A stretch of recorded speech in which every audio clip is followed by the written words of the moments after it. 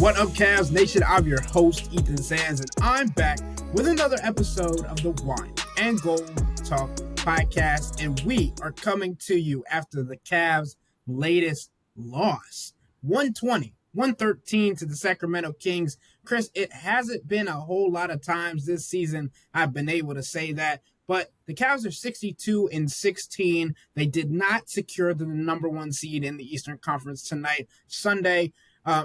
Before I get into the statistics, and I usually have good statistics to share after these contests, but I do not today. I have more things that I want to go into and things that I feel like are becoming a bigger issue for this team. But I want to get into your mindset right now after this game, what you've seen and what you want to go into as well. Look, I think the thing that stands out to me here, Ethan, is that, and we've talked about this on the podcast, you have to be really, really careful about overreacting to a certain stretch of basketball. But I'll put it this way. If there are people out there that had doubts about the Cavs are doing their part to fuel those doubts. They just have not been very good since the calendar flipped to mid-March. Since mid-March, they're basically 500. Since the calendar flipped to March, they've been middle of the pack in defense. And so much about who they are and who they pride themselves on being is the defensive end of the floor.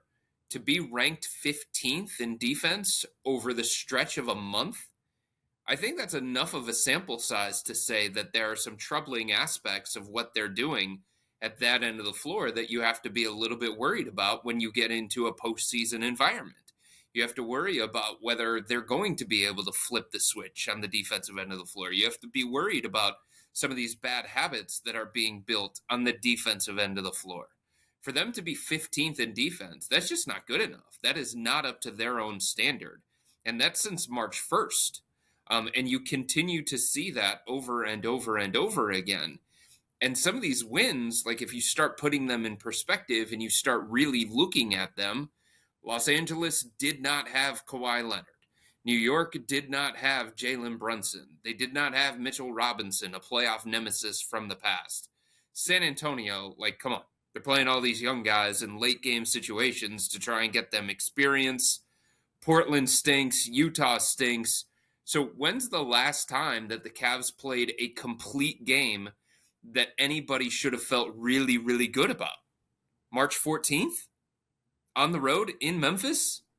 Since then, there have been troubling signs with this team. It just doesn't feel like the same team. It feels like the chemistry is a little bit off. Feels like they're searching on the defensive end of the floor and trying a bunch of schemes throughout the course of these games because what they want to do defensively is not working. The attention to detail's not there. The focus isn't there. And again, I'm not sounding alarm bells and I'm not ignoring 5 months of dominance and brilliance. But when you get into a playoff environment, the little things matter. They matter greatly.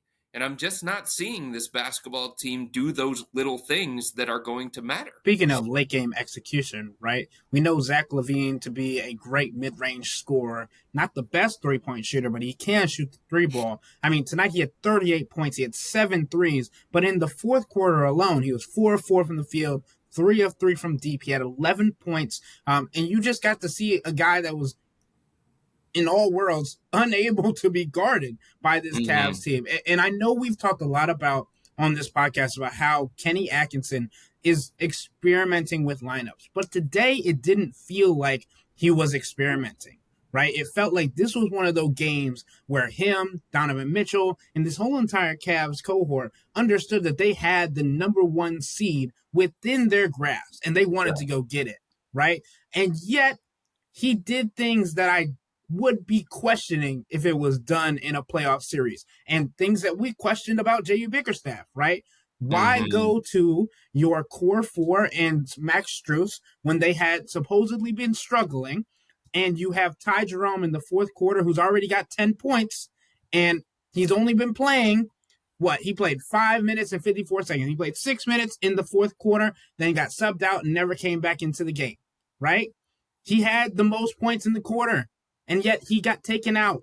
I know it was his first game back after a long absence with knee tendonitis, and Kenny Atkinson is prioritizing health and all these things. But you can't say both things at the same time. You can't say you want to go get this win and then take out the most valuable player in that series or in that game. To me, right? When you talk about that, Isaac Okoro was huge, had some huge stops defensively. He had 7 points. I understand that Domantas Sabonis is a big body. You need more bodies in there to help. Jared Allen didn't really have a big rebounding night. Didn't really have a big night and in any capacity, to be very fair. But you got to see Jared Allen go back into the game in the fourth quarter, right? And sure, Evan Mobley could have used help, but to me, it looked like Evan Mobley was holding his ground better as the primary defender of Domantas Sabonis rather than a help defender and having to come off his man and allowing them to get open looks. Chris, what do you think about the lineups that were chosen by Kenny Atkinson? And I know I might be being a little bit hyperbolic, but I think it's true that the lineups and the experimentation has gotten a little wishy-washy and could make Kenny Atkinson potentially make some decisions that he wouldn't have in the regular season beforehand. So this is what I've been saying since the last 2-3 weeks. Winning is not the sole purpose. The outcome is not solely what matters to this team. And again, I know people don't like hearing that, but there is enough evidence that points that way. Just look at tonight in the fourth quarter, what you brought up, Ethan. Yes, the Cavs want to win these games, ... to a point, but it's not going to come at the detriment of the other things that they feel like matter or are meaningful throughout the course of the game. And so I just think it becomes a complex conversation. It's a nuanced conversation that is case-by-case basis. And case in point, the Ty Jerome situation in the fourth quarter. He's rolling. He's getting the arena juiced. He's got that swag. He's talking trash. He's flexing his muscles. I even talked to Ty after the game. I was joking with him. I said, you had me cracking up on press row because his teammates went to go pick him up after an and one bucket, and he waved them off just for a beat so that he could flex. He just wanted to, send that extra jolt throughout the team and throughout the arena and stick it to Sacramento. But the truth of the matter is, Ty Jerome's on a minute restriction. The Cavs are being very, very cognizant about how much they play Ty, when they play Ty, especially when you talk about the playoffs right around the corner. And here's the other thing. This injury to Donovan Mitchell, with him hurting his ankle in the third quarter, early on in the third quarter, it's going to make Kenny and this organization a little bit gun shy when it comes to decision making in this closing stretch of the season, because they saw their playoff lives flash before their eyes before the playoffs even started tonight. They saw a potential future without Donovan Mitchell. They are this close to the playoffs. They are a great basketball team, one of a handful of basketball teams that has a legitimate chance to win an NBA championship this year.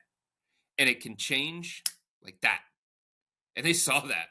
They felt that early in the third quarter when Donovan was writhing on the ground in pain and he was having a hard time getting to his feet on his own. And every time he tried to take a step and he put weight on his left ankle, he kind of crumbled and grabbed toward it and couldn't put the kind of weight that he wanted to. Now, they dodged one here. Donovan came back after about 5 minutes of game action. He came out of the tunnel. He told Kenny Atkinson he was good. He played again in the second half.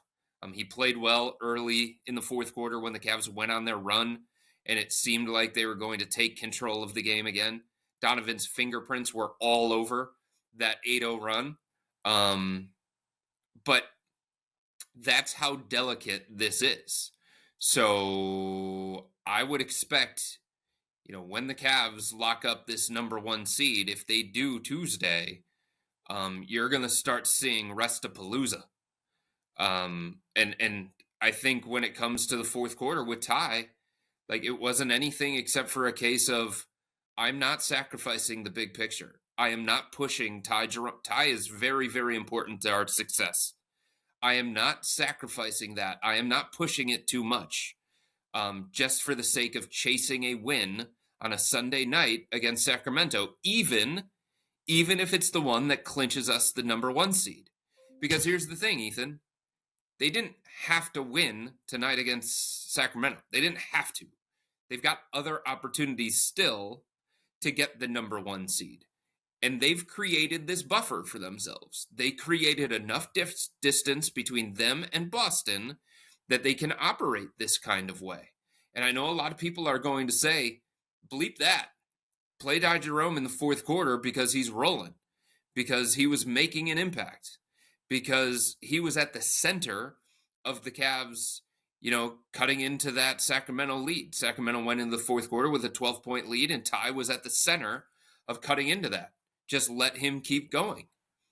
But that's not how the number one seed in the Eastern Conference is going to operate when the playoffs are this close and everything is about trying to stay healthy and trying to be in the best physical condition possible. What if the Cavs went into tonight's game and they had this minute limit that they had in mind for Ty Jerome? They pushed that and it backfired. That's not something that they were willing to risk. And quite frankly, I don't blame them for that. If they were one game up on Boston and the race for the number 1 seed was that close, all right, maybe you could get me on board with that.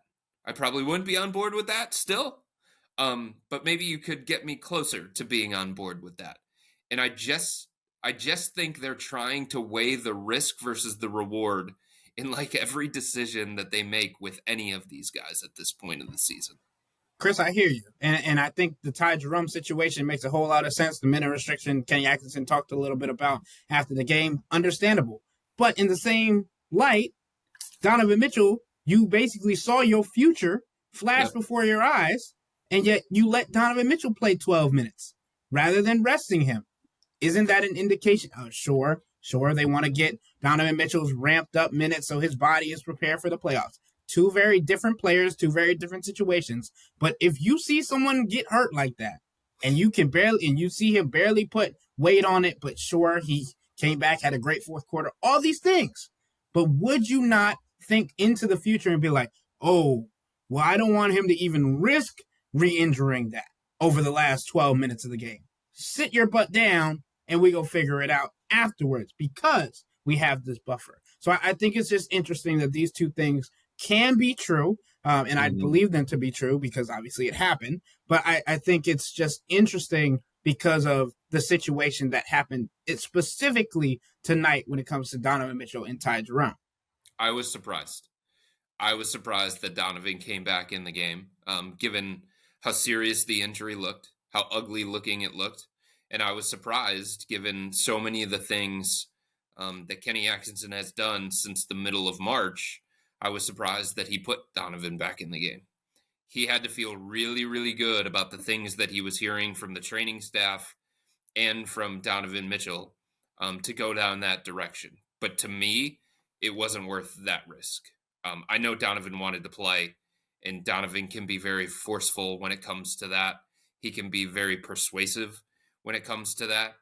And the way that he was playing showed that he was feeling pretty good, at least at the start of the fourth quarter, but I was surprised that Kenny went back to Donovan. All right, Chris, it's time for me to get into some of these stats that I had put together for us, especially when we're talking about the three major issues that I've pointed out or over this course of the season that have gotten a little bit bigger over the season continuance as we've talked about with March. And this is basically what I'm writing for the morning, but here are the stats that I have.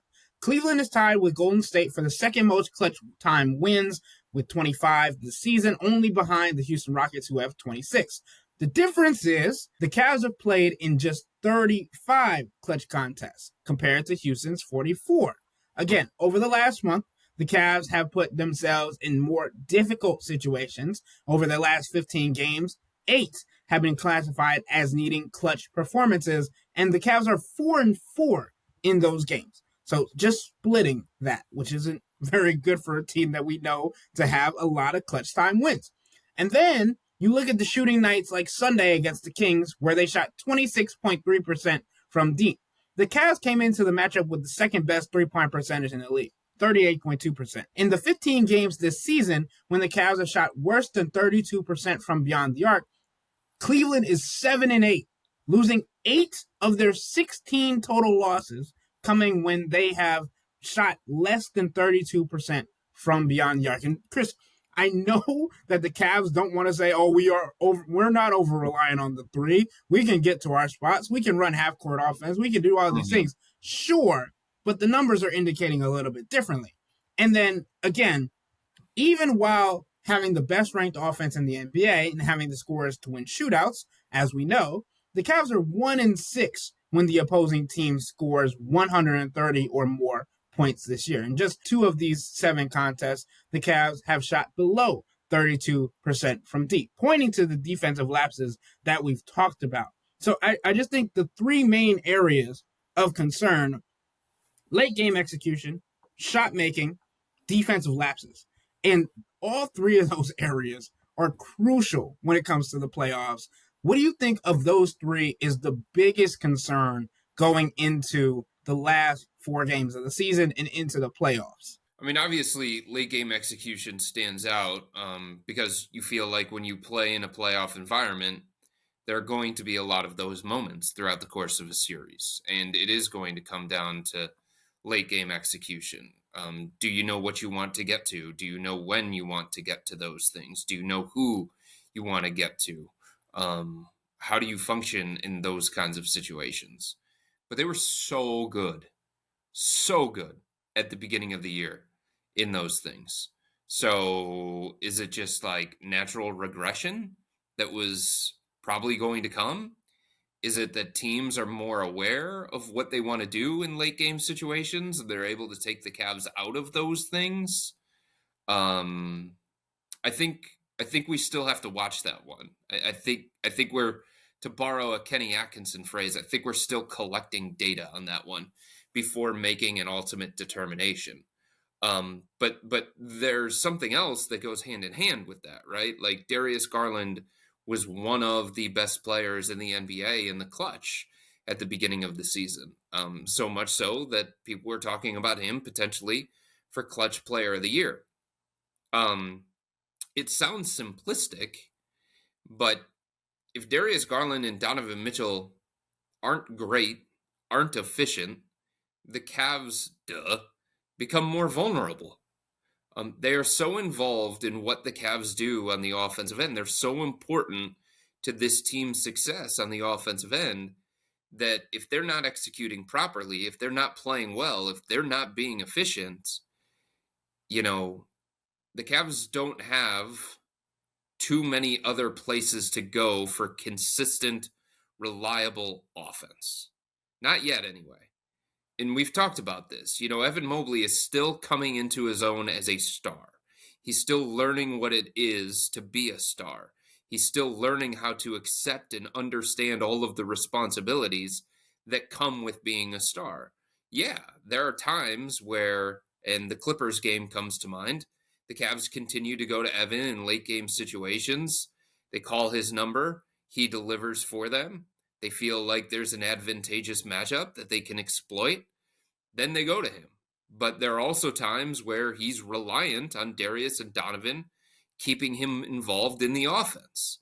And sometimes he just kind of floats and he becomes an afterthought. Now, that can't happen, but it does. Throughout the natural course of a basketball game, that has a tendency to happen, especially when Darius Garland and Donovan are so responsible and so ball dominant. So they need those guys to execute at a high level, especially in late game situations. A big part of their success in late game situations at the beginning of the year was Darius. Darius was so good. He hasn't been as good since basically the middle of March. That's a problem. And their clutch rating has suffered as a result of that. It doesn't look as good when Darius isn't making these big shots, or he's making these big plays, or he's breaking down defenders at will and causing chaos for the opposing defense. So I don't think we can ignore that aspect of this whole thing. And then the other one is defense. And I don't know I don't know so much. Yeah, part of it is effort. Part of it's intensity. Part of it is they have to be better at the point of attack. But I'm seeing a lot of mental errors, Ethan. I'm seeing a lack of trust overall. And when you use the word trust, people have such a negative connotation and they're like, "Oh my god, our alarm bell's got to go off." But I mean it from this standpoint. Um they are a switch heavy defense. And like that's how they want to operate because Kenny believes in that strongly and he thinks it's going to be really important when it comes to the playoff environment. But like if that's what you're going to be, you have to trust that. And you have to trust the individual defender in those switches. If you start overhelping or if you start sending help on the back end, then all of a sudden the rest of your defense is kind of at a deficiency. So it's like I'm seeing a lot of switches, but oh damn, Darius is on an island. Oh damn, Max Strus is on an island. We've got to protect him. You know what I'm saying? Like there just isn't the level of trust on the defensive end of the floor. There isn't the level of continuity and communication and stuff like that. And in late game situations, Zach LaVine can't just walk into threes. It's Zach LaVine. Like he's near the top of your scouting report. He's got 30 plus points. Make Keon Ellis beat you. Make Trey Lyles make a big shot down the stretch. And I think like personnel recognition and game plan execution, all of that stuff is standing out to me, especially in late game situations for the Cavs, as not quite good enough. And Chris, it's interesting, right? Because as we know, we can have access to the locker room before the game, and obviously we have to exit before their team meeting with 30 minutes left on the clock. But we're in there talking to players, and I was in there today, and I'm looking at their screen, and they have the film on Sacramento, right? They have the film running through, and it is curated so that it stops after each individual player, and it shows the list of their attributes. And it looked like a 2K screen, to be very fair, Chris. Like it literally looked like you could break down the player and what they wanted to stop, what they wanted to highlight, what they were going to allow them to do. And Zach LaVine came up and it said hot hand. And I'm like, yeah. So you understand, you know that you have to take away Zach LaVine's shot because, as we mentioned, he could get to the mid-range. He get to the three ball. He can get to the lane. He had a couple of walk-in layups too, Chris. Like you get the cutter on the backside. Donovan talked a little bit about, and this is part of the reason why I love talking to Donovan Mitchell after games, because whether they lose, whether they win, whether he's happy, whether he's upset, angry, frustrated, he's going to break plays down. And he got to talking about just plays where he had mental errors, where he had players running in front of his face, running behind him, running in front, and trying to break down these situations where it was the little things, the little adjustments that need to be made. And not all of them were physical. Some of them were mental and seeing and reading the play before things happen, or being stuck watching the ball or over helping. And those are things that we have talked about at length this season that have just simply become more and more of a problem as the season have gone on. And Chris, I'm almost at the point where I'm like, it's not just March. It was after the All-Star break, right? It's been after the All-Star break where we've been looking at some of these things. And sure, everybody is talking about the midway point of the season. The All-Star break's not technically the midway point of the season because of the game count and all these things. But after that, after into the second half of the season, the Cavs have been a completely different team. And sure, they've been able to win games. They went on a 16-game winning streak. But we have been able to be honest. They looked ugly in some of those games. They shouldn't have won all of those games. So I'm looking at this and saying that the competition that they're going to face in the playoffs is not going to allow them to get away with winning games that they shouldn't. It's more so you're going to have to win games that you shouldn't by putting your best foot forward, whether that's late game execution, defense, or just plain out shooting the ball better. And Darius Garland is at the forefront of that because we've seen Donovan have some better games as of late. We know that he can go get his. But I was talking to somebody else, or I think it was Jimmy actually on this podcast. He was like, I want to see Darius go for 35. I want to see Darius have an explosive game so that we know that this isn't the same rerun from last year. This is supposed to be your revenge tour. This is supposed to be your, I'm going to check off my list all the guards around the league, right? But we haven't seen that in the second half as much. And obviously tonight wasn't another good indication of that because he got smacked in the face, but he also had just 9 points. So I think, and Chris, you said this earlier on into the season, and I completely agree with you in bringing it back just for you to go off of it. Like, Darius is not in the same place as he was last season. He's in a much better spot. He's not dealing with a fractured jaw. He's not dealing with the loss of a family member, a close family member at that, right? You would expect him to be playing at a better caliber. And I said this to Jimmy the other day, like, at least he's still smiling. At least he's still happy. At least he's still enjoying himself and playing the game, like, to the best of his ability and having fun while doing it. That's the Darius we love and want to see, but now we want to see the results along with it. I think when you're Darius and you just haven't had the same level of productivity in the second half of the season, he is such a barometer for this team in a variety of ways. And I think he understands that. And I think you see a little bit of pressing. I think you see a little bit of frustration coming from him as well. 14 of 13 from the field, or 4 of 13 from the field, like, that's not going to get it done. 1 of 7 from 3-point range, that's not going to get it done. And, give him credit because he was still doing other things to try and impact the game. He had 7 assists tonight against the Kings. He was trying to set guys up, try and create offense for his teammates because it wasn't going well for him. But they need the Darius from the first half of the season. They need the all-star caliber Darius. And I know that, March and April is not predictive of how things are going to go for him in the playoffs. But it goes back to the first thing that I said on tonight's podcast. If you're looking for reasons to doubt Darius Garland, he's giving them to you. What are the main questions that people have about the Cavs going into the playoffs? I think there's a little bit related to roster construction still. How much can you play Jared and Evan together in a 7-game series throughout the course of a game? I think there's still a little bit of that question. Should Max Strus be in the closing lineup, or should it be DeAndre Hunter? I think there's that bit of a question. Can you play both bigs together to close games in a playoff environment? There's that question still. So there's some little bit of roster construction things related to the Cavs, but I don't think that's the main question with them. I think the main question with them is, are they ready for this? Are some of their most important guys ready for what the playoffs are going to demand of them? And that points back to Darius Garland. I don't think a ton of people are questioning Donovan Mitchell and whether he's ready for playoff basketball and how effective he's going to be for the Cavs in this coming postseason.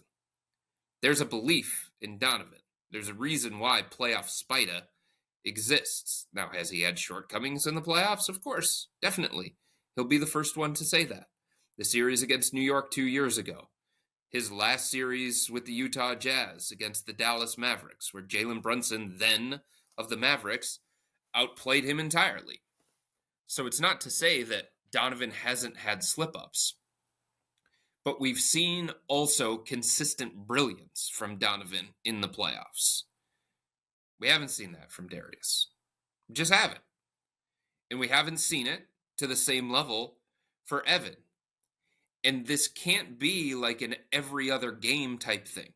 To win a championship, Darius is going to have to play like an all-star. And Evan is going to have to play like an all-star. Because that's what helped them get to 60-plus wins. That's what helped get them to the Eastern Conference. That's to the top of the Eastern Conference. That is what has helped them take this next step in their franchise evolution. And if Darius is just going to be back to the productivity that he had last year, not to the person that he was last year, But to the productivity that he had last year, that's not going to be good enough for the Cavs, quite frankly. It's not. And if you look at, him since the All-Star break, the level that he is playing at is very, very similar to last year when it was the season from hell for Darius. Again, his demeanor is different. His confidence is probably a little bit different. The ancillary stuff is a little bit different. But the level of play for Darius since the All-Star break is back to what it was last year. And that's a little bit troubling.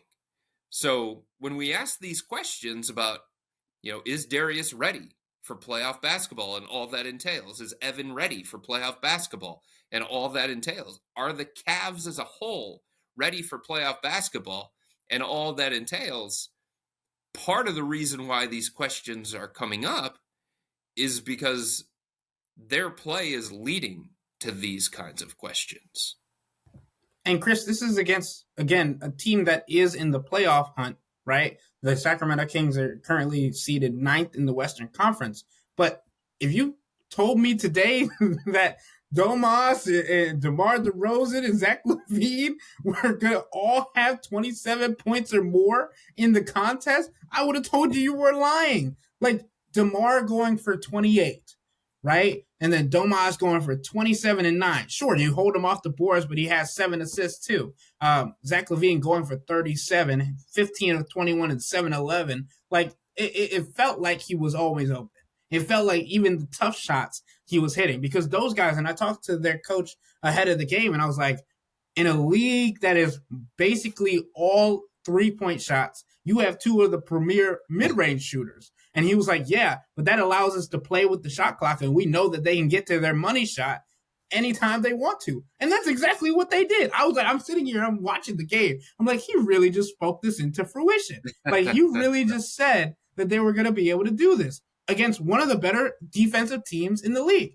And again, my point to this is, I don't know if the trio of Domas, DeMar DeRozan, and Zach LaVine is even like as scary as some of the trios that the Cavs are going to see in the playoffs in the Eastern Conference, right? You talk about Boston, Kristaps, Jason Tatum, Jaylen Brown. You don't think they can all give you 30?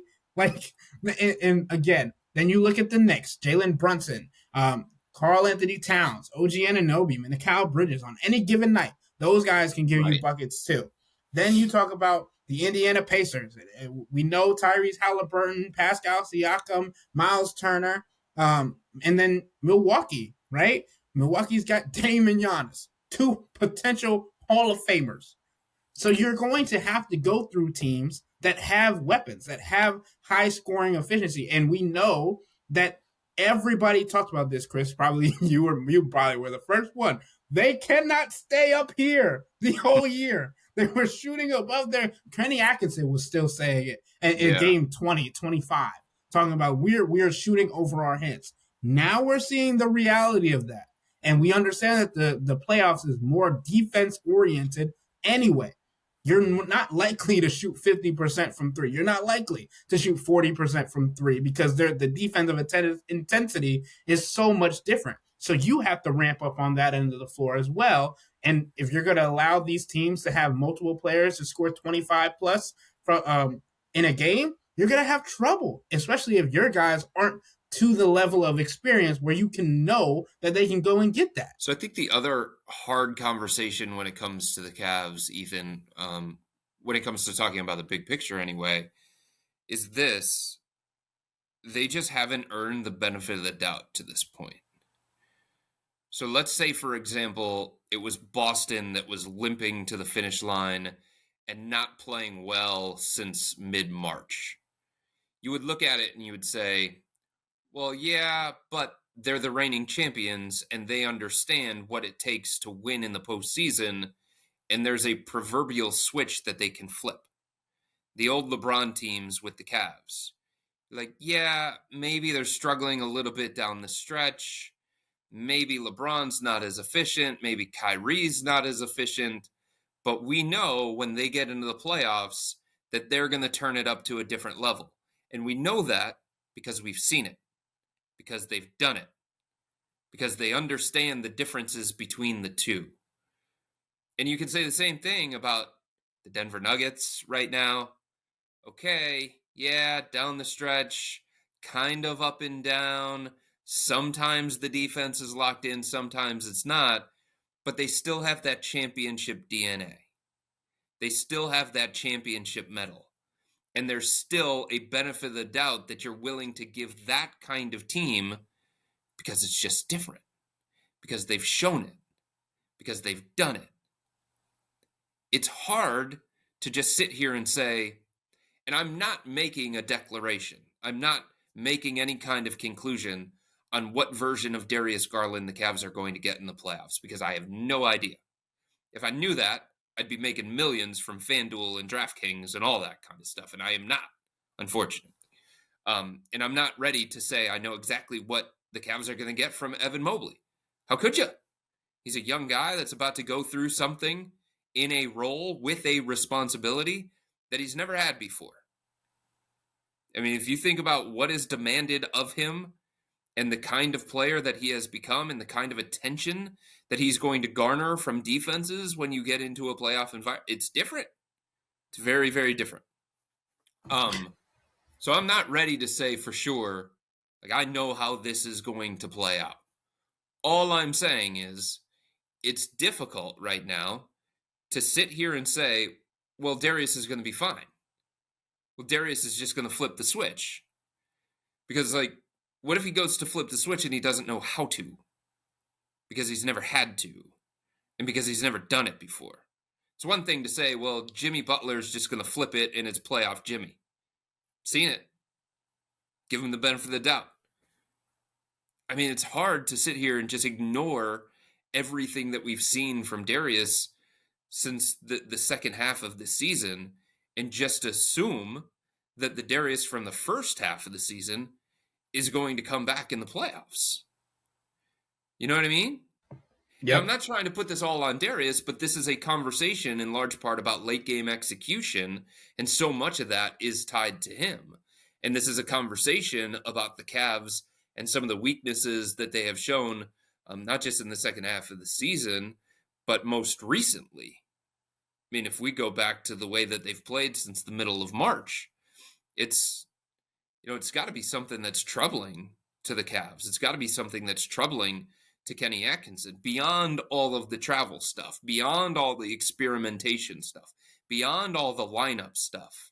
There are things beneath that that are a little bit troubling here, especially when you talk about some of these issues that we've pointed out on the podcast. And many of them tie back to Darius Garland. So you have to have those kinds of conversations. Especially if you're talking about shooting, Chris, because if you're the one taking the second most three-pointers in a game and you're playing the second most minutes behind Donovan Mitchell, you gotta knock those down. You gotta set the tone. You gotta do all these things. And the other thing, you mentioned just being able to flip a switch. I don't think a team that is able to flip a switch should have their head coach asking for more competitive fire, right? And before the game against the Clippers to end the month of March 30th, Kenny Atkinson was like, I don't want to call it physicality because the physicality question started to rear its ugly head after the horrible rebounding stints that they had on the West Coast trip. But he was like, I don't think it's physicality. I think it's competition, competing, competitive fire. And I think the Cavs were able to do it that game against the Clippers, and then they were able to do it against the Knicks. And then since it's been like, okay, where to go? Like Kenny even said this. Like the Cavs, when he gives them an assignment, when he gives them something to focus on, to hone in on, they can do it. They do it to a great level.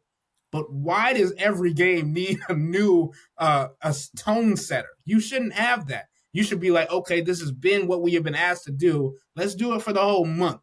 Let's not just do it for a game, 2 games, a game and a half, whatever it may be. Because like Chris said at the earlier parts of this podcast, I don't remember the last time they played a whole 48 minutes. And the only month that I can think of where they played an entire month of good defense was January.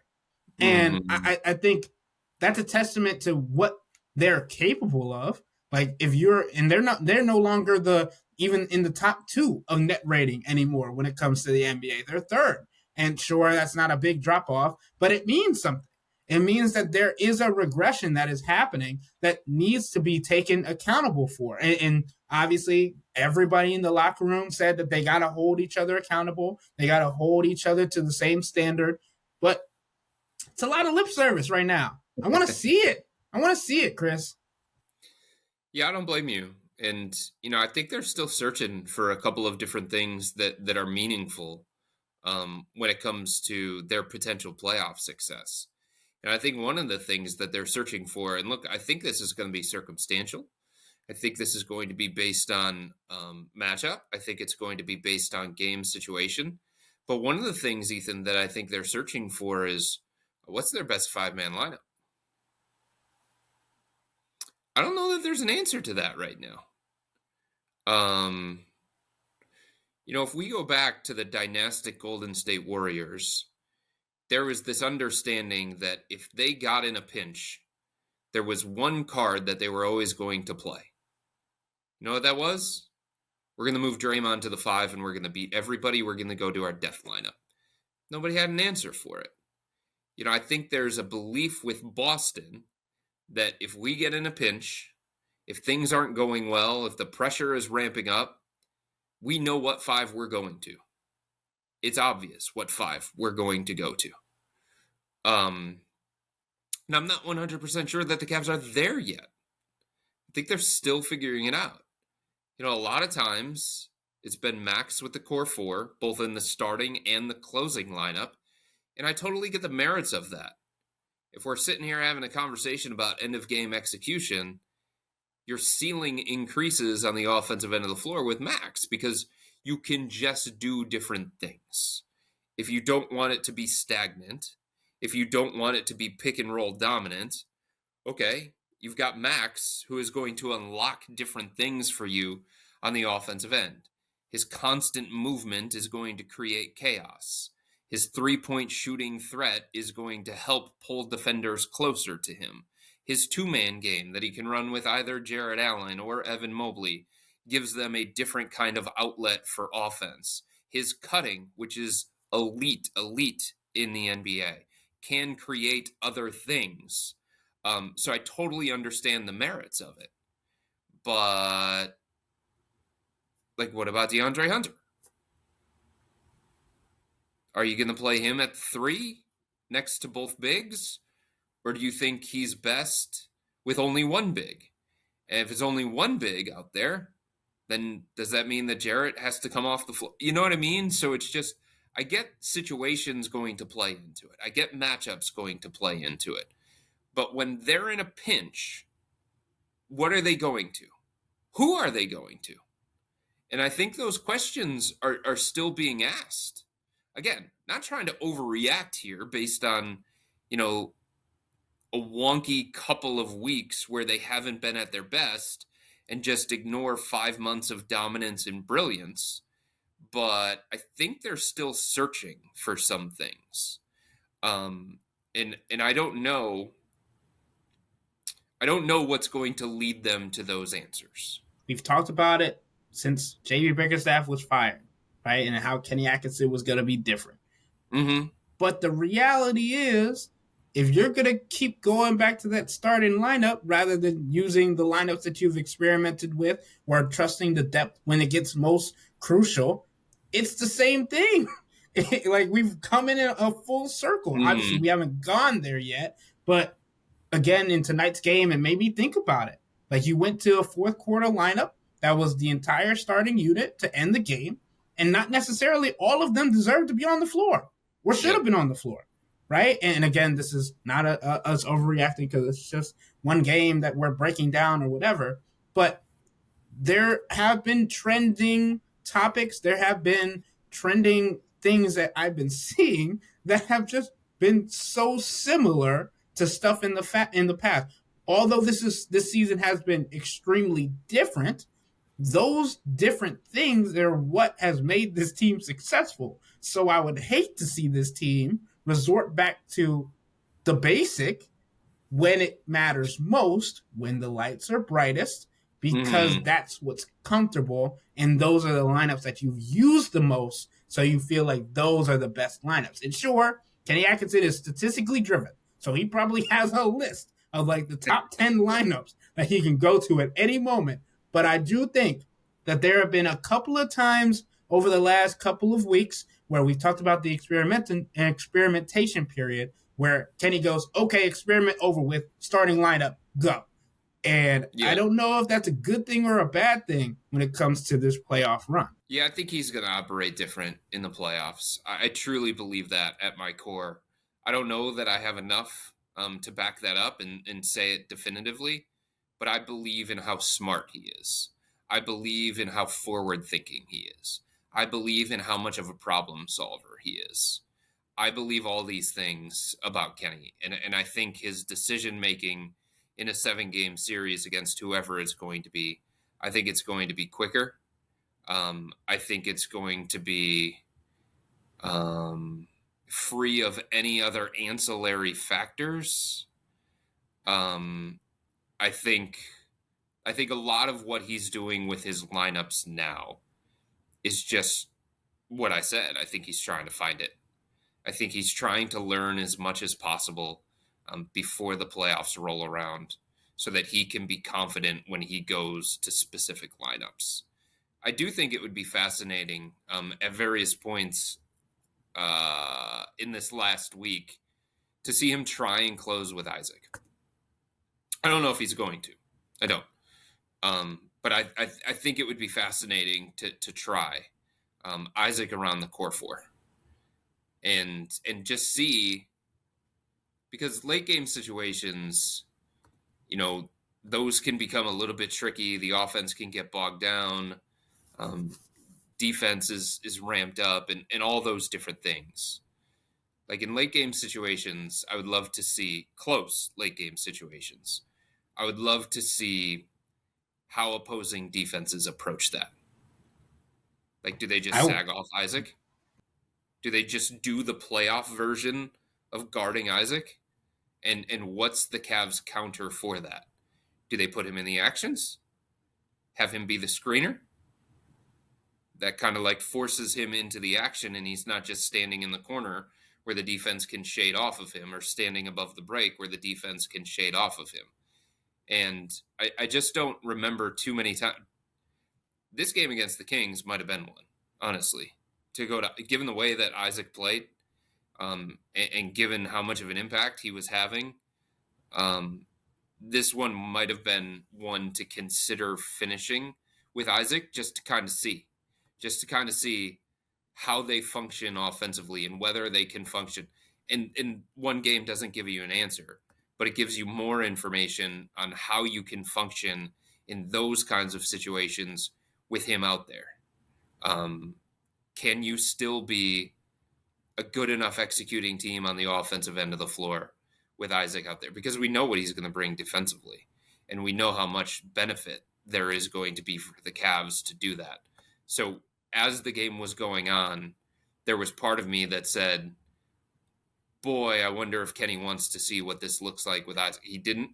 He closed with a different group, but that's something that I wonder if he's going to take a longer look at if those opportunities present themselves, either against Chicago, Indiana, New York, before the postseason arrives. I mean, we've talked about it on this podcast. I've been very high on Isaac over the last few weeks just because of how well he's played in the minor stints that he's been given, both offensively and defensively. And if it's not been offensively shooting the ball, it's how he's been in the short roll and getting actions involved and all these things. And Chris, you make a great point of how he's going to operate, or having Kenny Atkinson look at what it's going to look like offensively, but also defensively, like putting him on one of the opposing team's best players in the closing minutes and seeing how they react to that. Obviously, they're still going to try and get actions involved to get Darius Garland on them, but we know Isaac to fight through screens. We know Isaac to be such a great defender in all the little areas.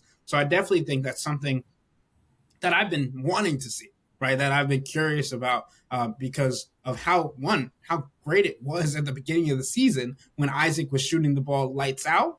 and also what he brings defensively. So I definitely think that's a lineup that we want to see. So I'm glad you brought it up because I mentioned earlier on about Ty Jerome and Isaac's impact, and especially in the fourth quarter, and then them not getting minutes to close the game. So I do think it's interesting. And as you mentioned, the Cavs are only worried about really winning one more game. And for the fans that want to know, they can no longer eclipse the franchise record for games won in a single season. They can only match. So again, now they really don't care about that record because they only need to win one more game to secure the number one seed in the Eastern Conference and home court advantage through the playoffs in the East. But with all that being said, that'll wrap up today's episode of the Wine and Gold Talk podcast. But remember to become a Cavs Insider and interact with Chris, me, and Jimmy by subscribing to Subtext. This is where you can send in your weekly questions for a Hey Chris episode. We are going to do ours probably a little bit later into the week this week, but send in your questions, get a shout out, and listen to your favorite podcast. To do so, sign up for a 14-day free trial or visit cleveland.com/Cavs and click on the blue bar at the top of the page. If you don't like it, that's fine. All you have to do is text the word STOP. It's easy, but we can tell you that the people who sign up stick around because this is the best way to get insider coverage on the Cavs from me, Chris, and Jimmy. This isn't just our podcast, it's your podcast. And the only way to have your voice heard is through Subtext. Y'all be safe. We out.